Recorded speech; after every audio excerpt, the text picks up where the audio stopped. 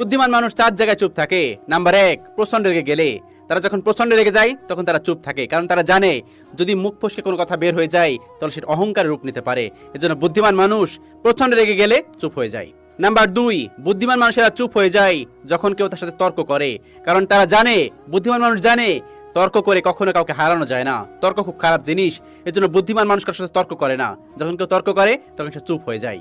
এটা হচ্ছে বুদ্ধিমান মানুষের লক্ষণ। নাম্বার 3, বুদ্ধিমান মানুষ সেখানে চুপ হয়ে যায় যেখানে কথার কোনো গুরুত্ব থাকে না। আপনি কোনো একটা কথা বলেছেন, সেখানে আপনার কোনো গুরুত্ব নেই, সেখানে যদি আপনি চুপ না হয়ে যান তাহলে আপনি সেখানে আরো বেশি খারাপ হয়ে যাবেন।